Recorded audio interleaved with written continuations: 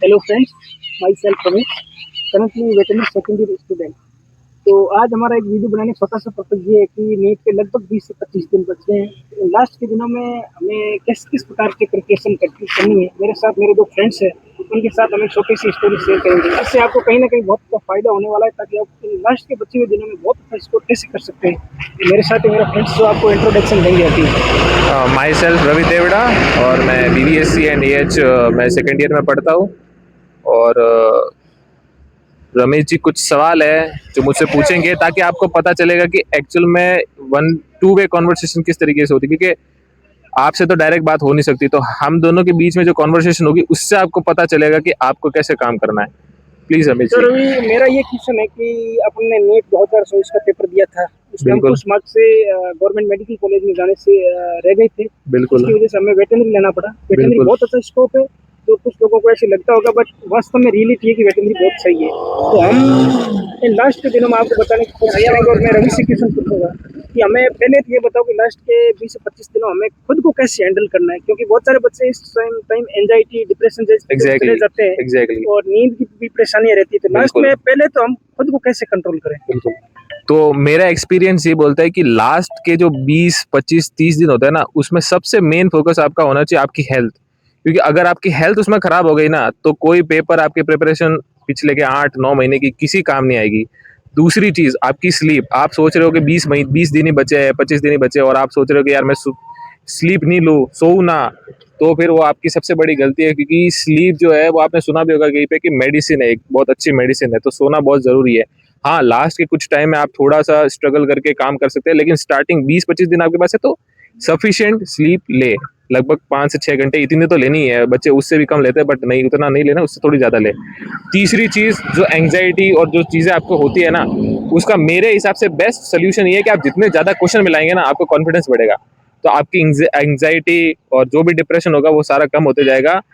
क्योंकि आपने प्रिपरेशन कर रखी है, आपका कॉन्फिडेंस आपके पास है, तो आपको वो चीज़ तो करनी ही पड़ेगी। और जितने पेपर जो है, एग्जाम जो है, वो क्वेश्चंस का है, थ्योरी का है ही नहीं।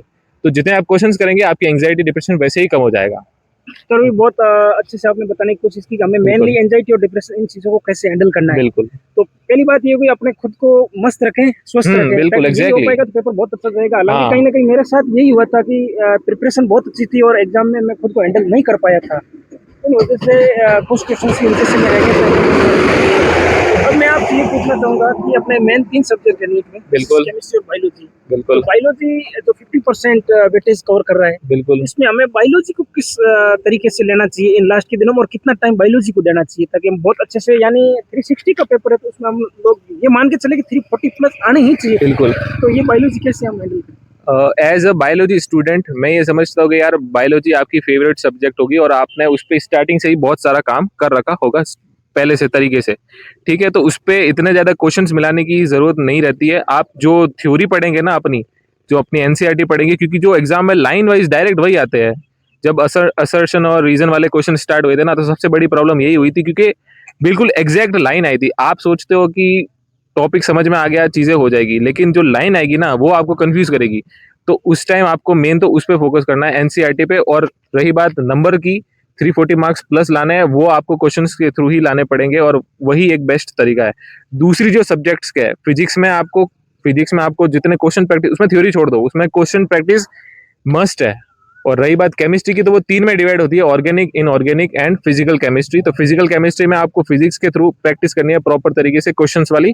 ऑर्गेनिक को आपको रटना ही रटना है, उसका कोई और दूसरा तरीका नहीं। और इनऑर्गेनिक बहुत ट्रिकी होती है, तो उसको जैसा आपके टीचर्स आपको सजेस्ट कर रहे हैं ना, जिसके भी थ्रू आपने पढ़ाई करी है, क्योंकि सबका पढ़ाने का तरीका अलग होता है, तो उनके पास स्टिक रहिएगा और उन्होंने जो टेक्निक्स बताई है उनको फॉलो करिएगा।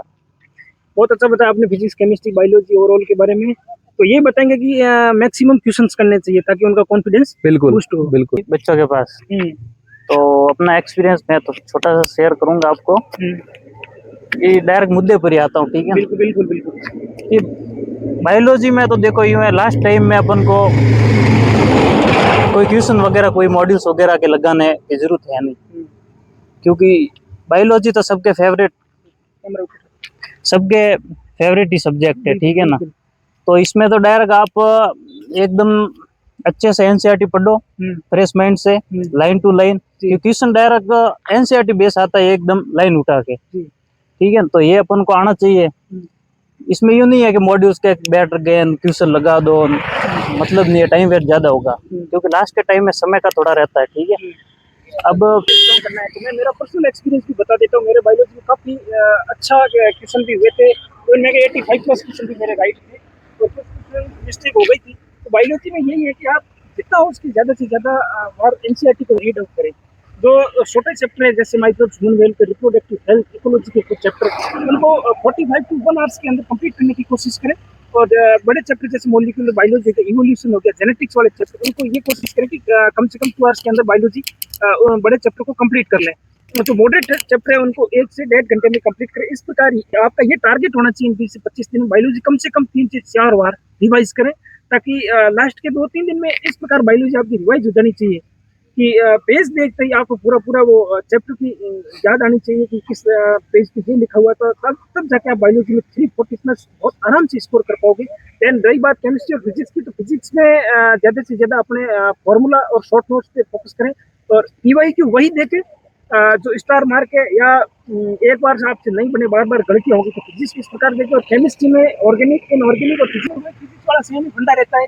और ऑर्गेनिक और इनऑर्गेनिक में आप जो टीचर की क्लास थॉट्स उन्हीं के ऊपर फोकस करें, बार बार उन्हीं को पढ़ें। और ऑर्गेनिक एनसीईआरटी वहीं से देखनी है जहाँ टीचर के नोट्स में कुछ चीज़ें मेंशन नहीं है, या उनके यूजेज हो गए, या कुछ थ्योरेटिकल डाटा हो गए। और ऑर्गेनिक भी फिर इनऑर्गेनिक भी इसी प्रकार से आपको पढ़नी है। तो ये ओवरऑल यही है। Thank you so much. हमारे यूट्यूब चैनल को जरूर सब्सक्राइब करें। धन्यवाद।